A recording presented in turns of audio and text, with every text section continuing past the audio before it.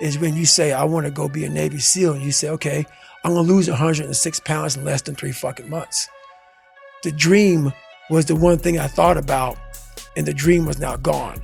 Now, what comes in, the dream goes away, and the fucking laundry list of fucking details and tasks come up. Gotta do this, gotta do this, gotta do this, gotta do this. That's when you become the master of your dream. So, a lot of people out there dreaming. Ryan Holiday says, talking about the thing and doing the thing vie for the same resources. Allocate yours appropriately. That's it. That's it.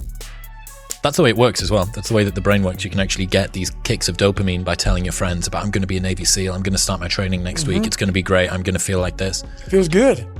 It feels good to talk about that shit, man. It actually makes you feel good, makes you feel proud, all that shit. But guess what happens? That alarm clock goes off at 4 a.m. to train. I don't want to be a SEAL today. Or I don't want to be whatever today. I'll start tomorrow. And that's the usual pattern of people's lives. That's why I talk about clearing out the mind. Until you really want to do something, you always get to be a talker. You always get to run your fucking mouth.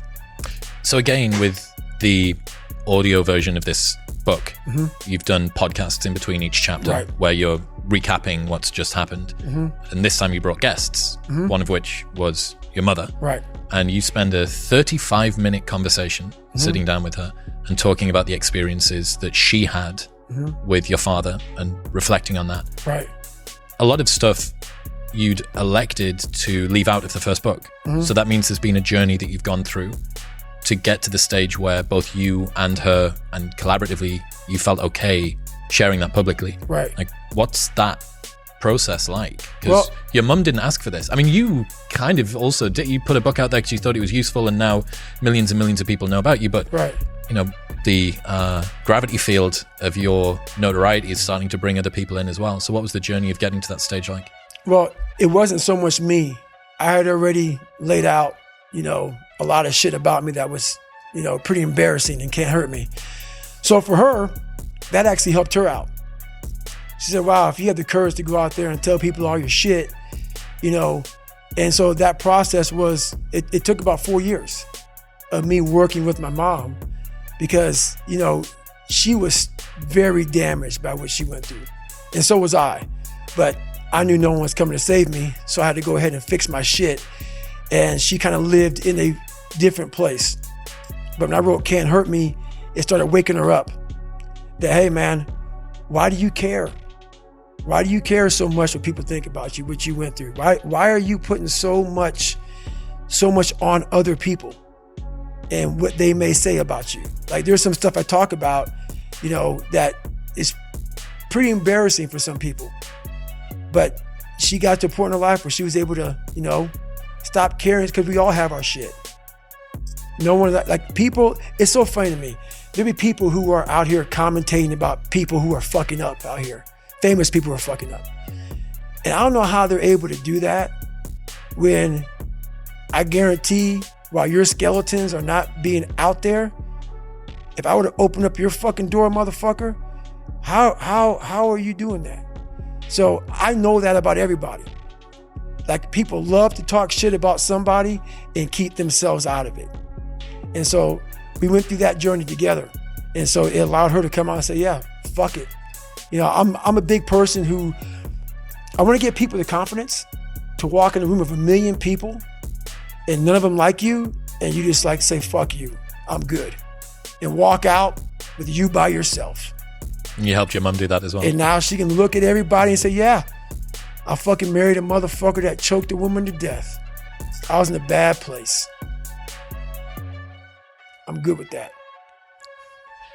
One of the days that you focus on a good bit in that conversation is the day that she decided to leave your father. Right. And take you and your brother with her.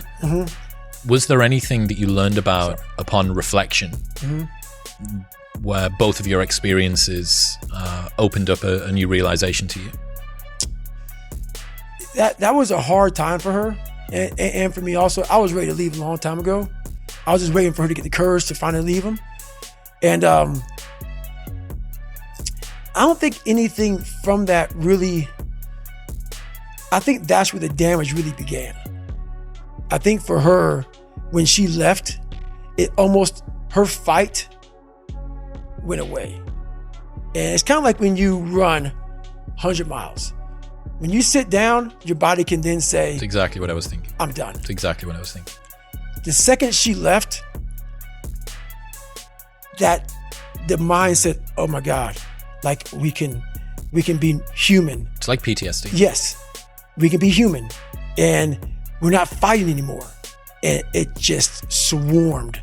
The demons that all that fight and all that shit was keeping away, it just came and it swallowed her whole. And it also swallowed me whole. But once again, like we were talking about, I got a chance to watch her and she set out the ultimate blueprint on how not to be. So I had a hard time learning growing up, but I was very smart when it came to human beings. A genius, because I lived in such hell. I was always studying people. Who can I trust? Who can I not trust? Energy, I got really good with energy. Is this person's energy good? Is it bad? So I became a genius on human beings. So I studied people all the time. Studied all the time. She also talks about considering taking her own life. Oh yeah. Were you aware of that before you started working toward this book? Yeah. Together? So yeah, she talked about that a few times with me, behind closed doors, and I'm surprised she didn't. There's a lot of stories that are still untold that she probably will never talk about, and I'll never talk about them until she says it's fine. But yeah, it was a bad way. So I give her credit for having the strength to say, okay, I need to continue on and figure out, what's next for me. She says the only reason that she didn't go through with it is because of you and your brother, because she knew that she would be leaving you in the hands of this tyrant that was going to mistreat you even more badly now that she wasn't around to protect you. Yeah. Which is it's beautiful, but it's also kind of a lot of pressure. It feels like a lot of pressure for a child to be the reason for his mother to still be there. And it's also a damning conclusion about the state of her life. Right. That the only thing stopping you from taking your own life is these two boys. But it's also beautiful in a way, because a lot of people only have one thing.